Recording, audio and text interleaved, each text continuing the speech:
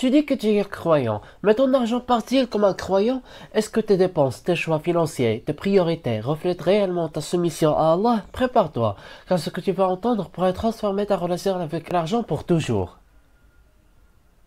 D'abord, l'argent n'est pas neutre, il est une épreuve. L'argent n'est pas simplement un outil, c'est une épreuve, un test. Allah Jalla fi'ala dit dans le Coran, et sachez que vos biens et vos enfants sont une épreuve. Et qu'auprès d'Allah est une énorme récompense. Surat Al-Anfal, le verset 28. Chaque euro que tu gagnes est une épreuve contre toi ou pour toi. Chaque achat, chaque investissement, chaque don ou absence de don est inscrit. Tu crois que c'est ton argent? Faux, c'est une amana, une dépôt confiée par Allah pour voir ce que tu en fais. Mais attends, si ce n'est pas ton argent, à qui appartient-il réellement et pourquoi Allah te l'a-t-il donné à toi, pas à un autre? Mais pourquoi Allah te donne ou te prive d'argent? Allah donne à qui il veut et il prive qui il veut.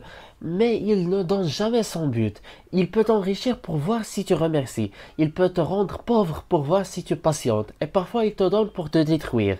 Oui, l'argent peut être une malédiction si tu l'utilises sans conscience. Regarde Qarun.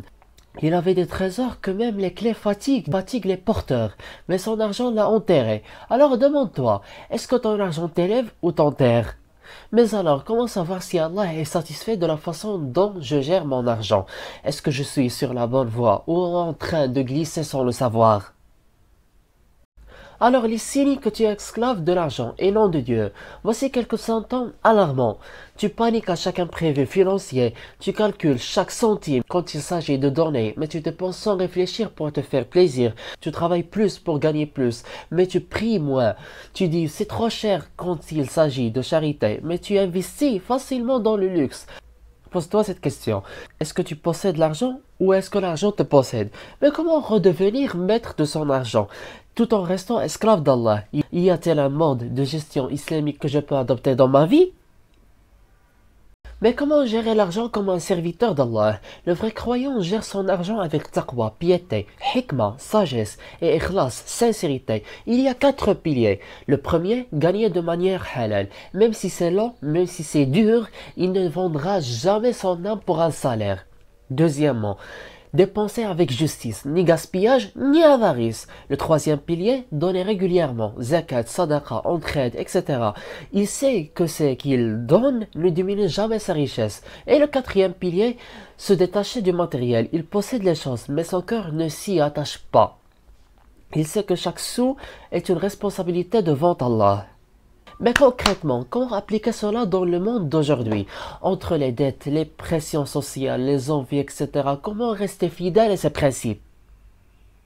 Alors un plan d'action concret pour aligner ton argent avec ta foi. Voici un plan simple en 16 étapes.